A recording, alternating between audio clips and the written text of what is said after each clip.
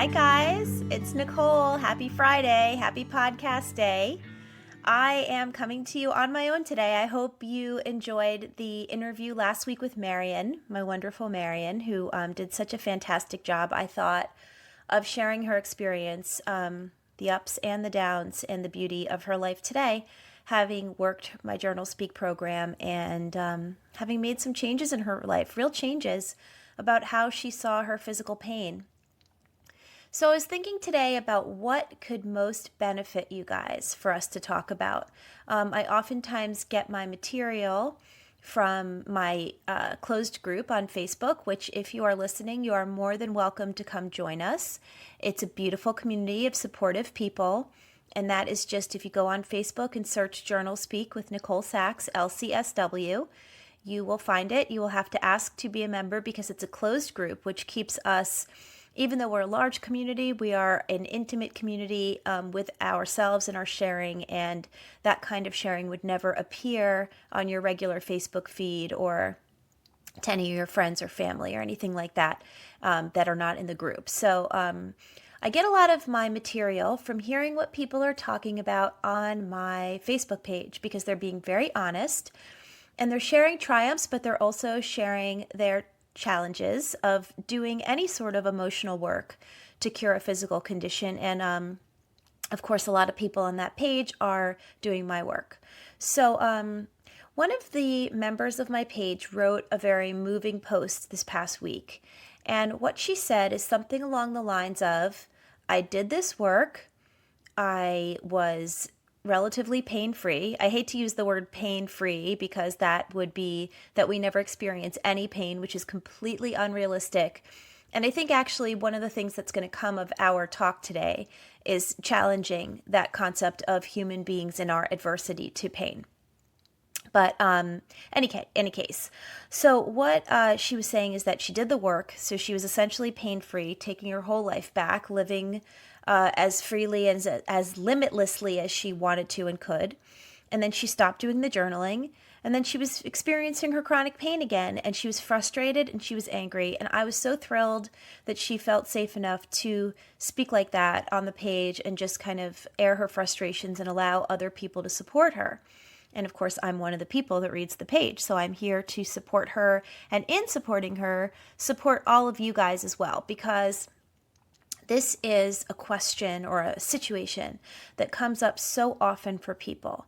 And I think that this situation is informed by everything we've been taught up until this moment. You know, we are children.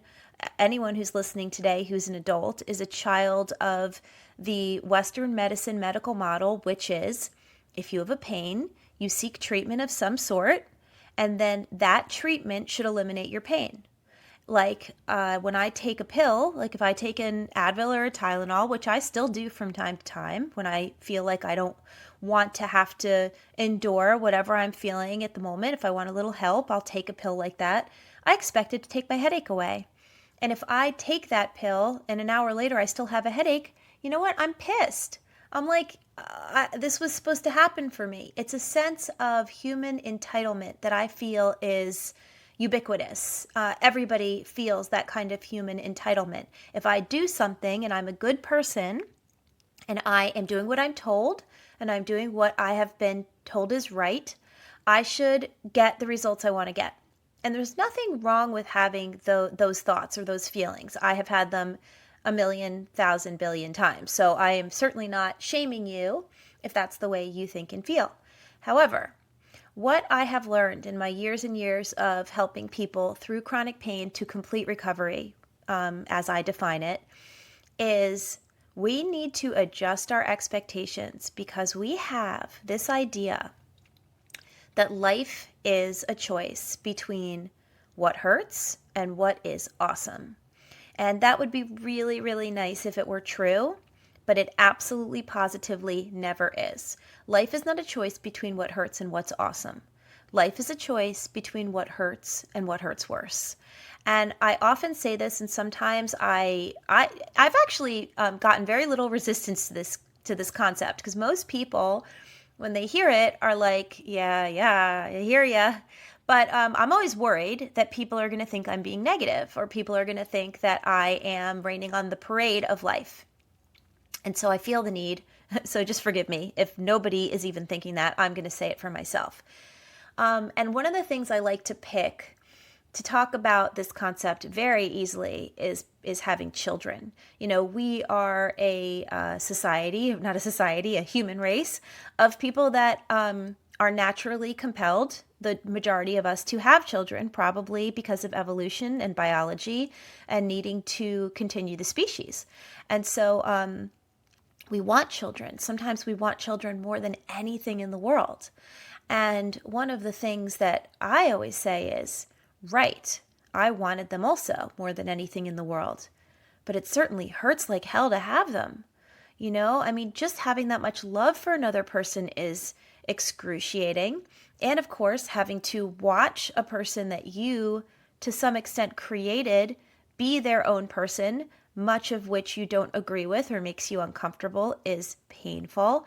And just the very nature of being in such close proximity to a person that's not just a person that you've chosen, because we all have chosen family, right? We marry and we involve ourselves in communities, and that's chosen family.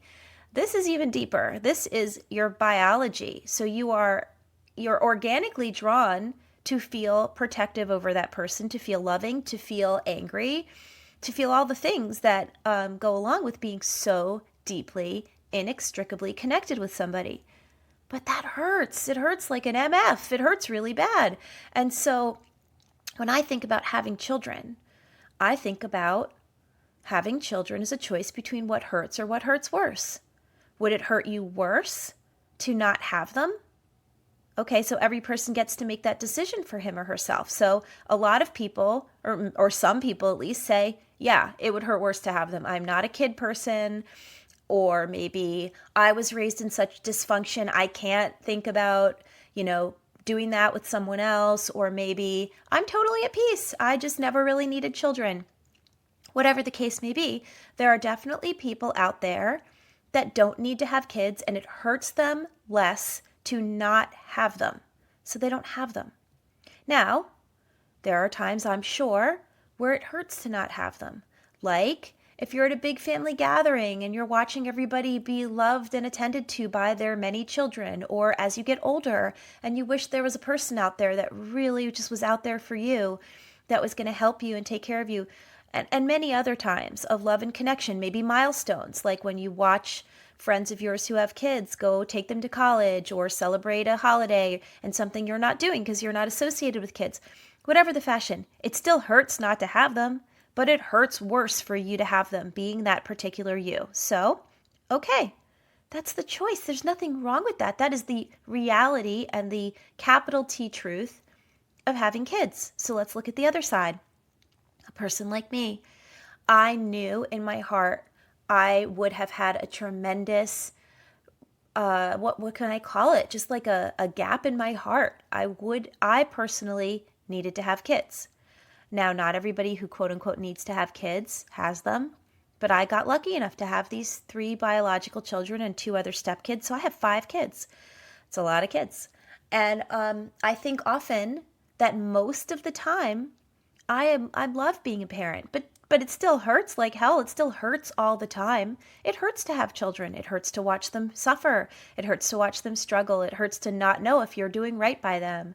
It hurts to see them make decisions that you wouldn't make for yourself, or more particularly, at least for me lately, to see them make decisions that I used to make before I learned about life, and watching them struggle and suffer in those patterns that I'm worried, did I give them that pattern? Did I somehow unconsciously teach them that pattern? So you see where I'm going with this. It hurts to have kids, but for me, it hurts worse not to have kids. So everything in life falls into that category. You can go to the most basic things. Getting a job.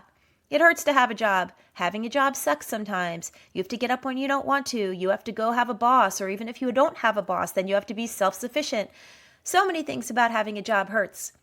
So some people, I guess, don't have a job. But not having money also hurts, and not having a purpose also hurts. And so, I don't have to go on and on.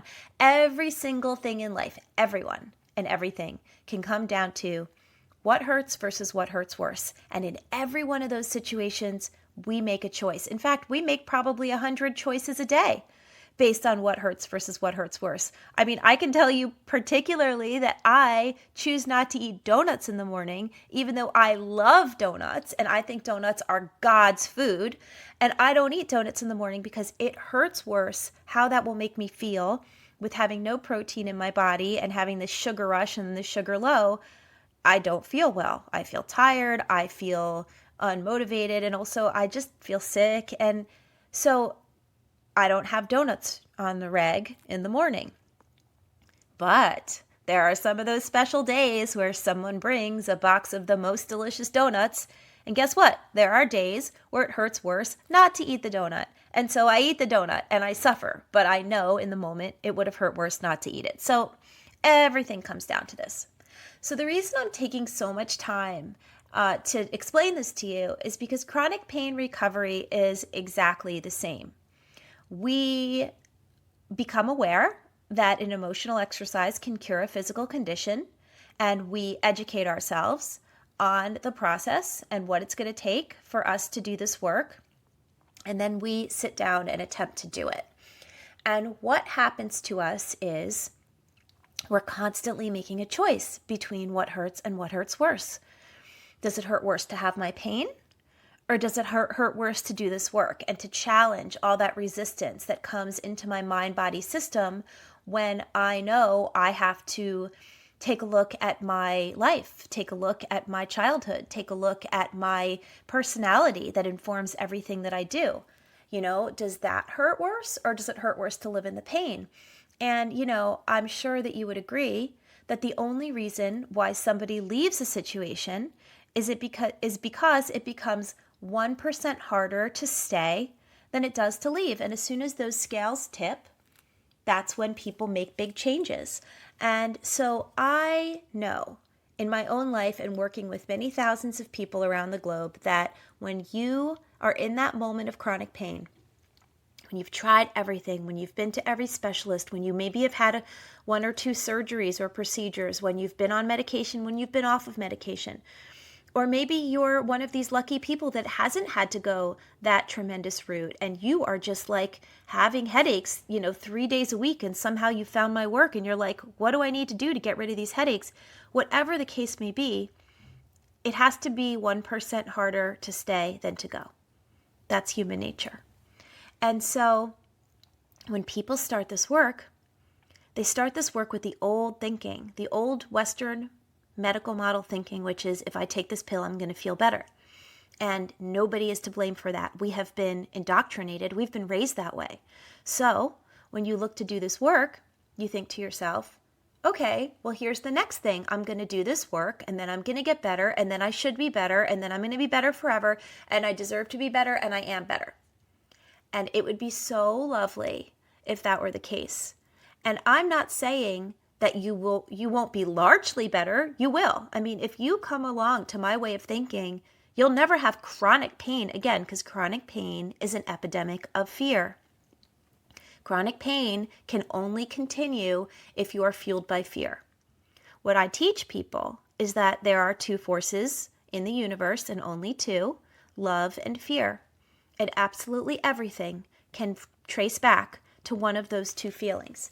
Either you are motivated in love or you're motivated in fear.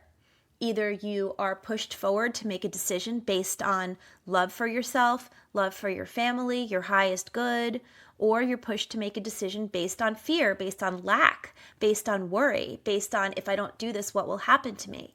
There are only two ways that we make decisions. And so once the fear decision maker is eliminated, you become fueled by love. And being fueled by love is not a picnic every day, I will tell you that. But being fueled by love allows you to make decisions that don't stoke your fear and cause chronic pain to continue.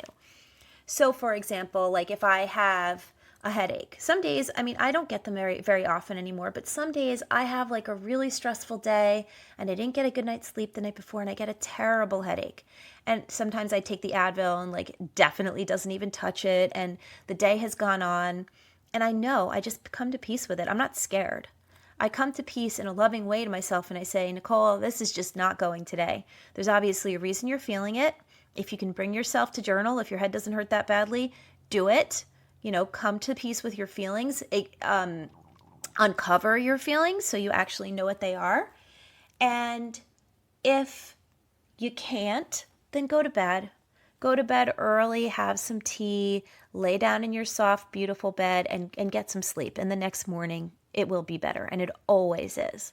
So I guess what I'm saying is that is an act of love. It doesn't mean it was fun, but it was an act of love. It was using the energy of love to fuel my thoughts that day.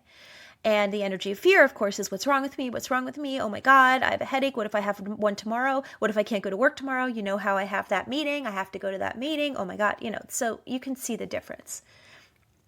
So getting back to my example of this kind of recovery as needing a new way of thinking, as needing the way of thinking of what hurts versus what hurts worse. Here's what I have to say about that. If you, like this lovely person who shared her feelings on my page, do this work and feel like now that I've done the work, you wash your hands of it, you're well, you're better, you're healed, and nothing else needs to be done, that is not choosing between what hurts and what hurts worse. That's choosing between what hurts and what's awesome.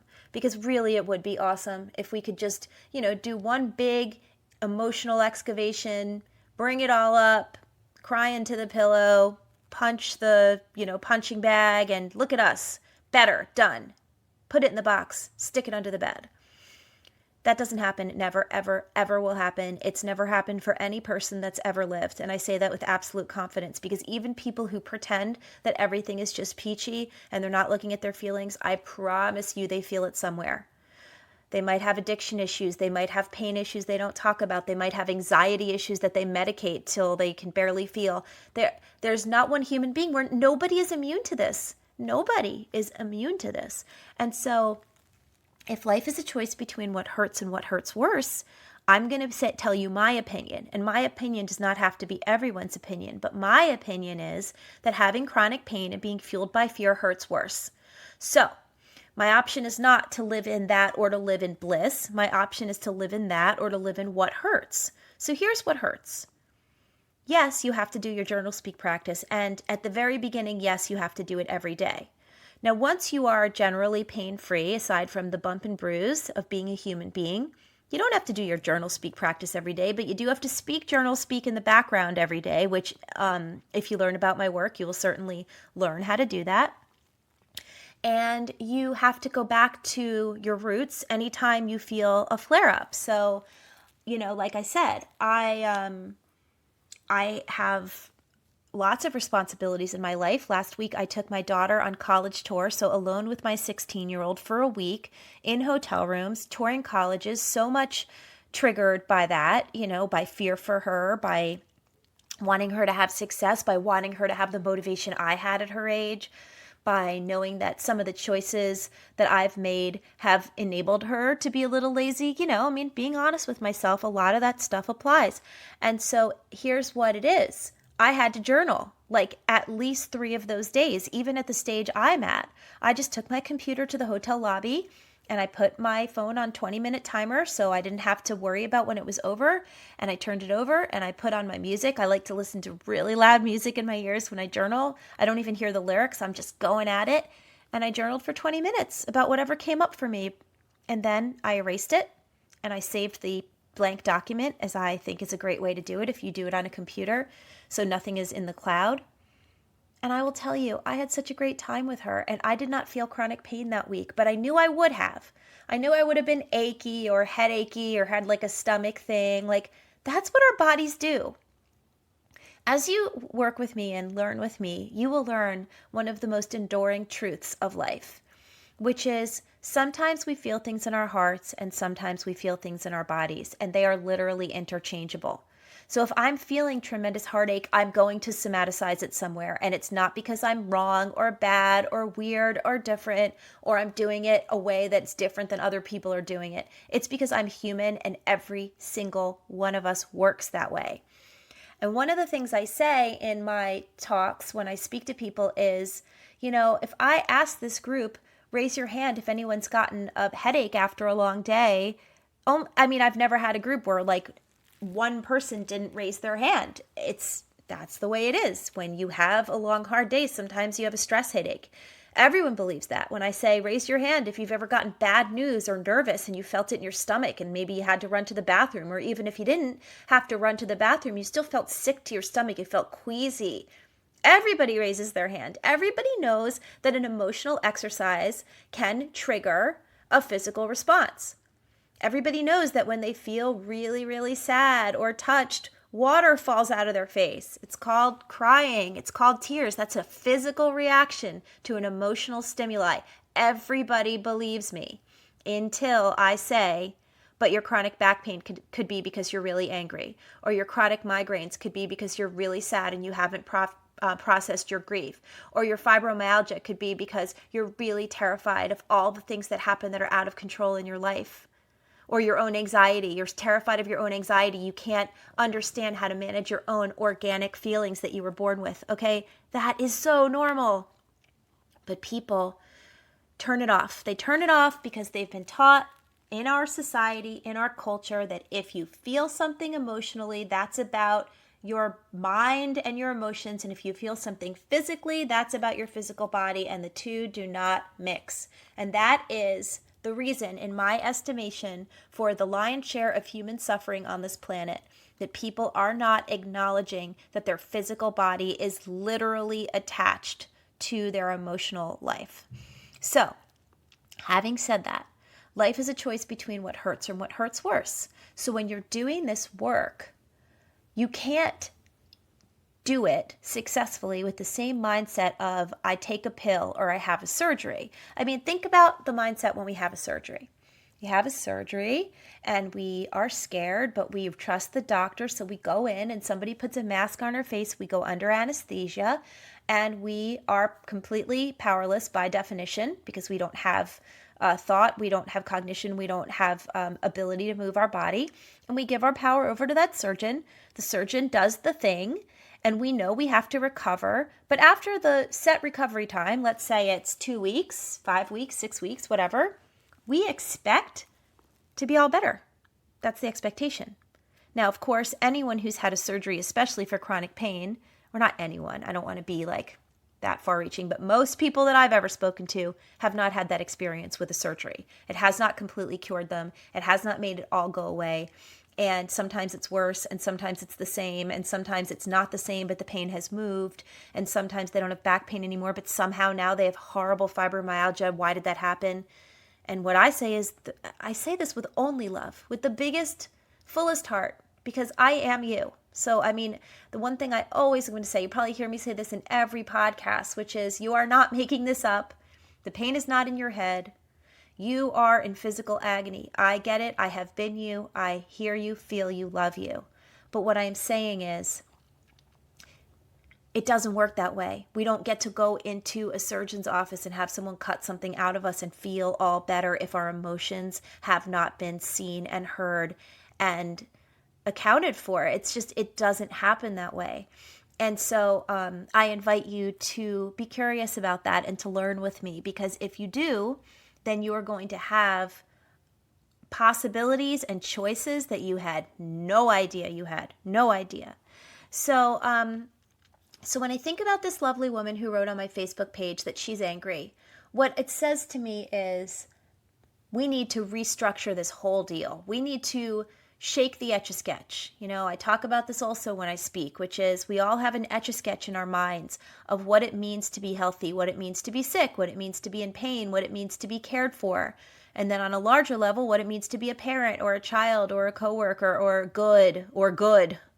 We have a big idea of what it means to be good, good enough, worthy, all these things, okay?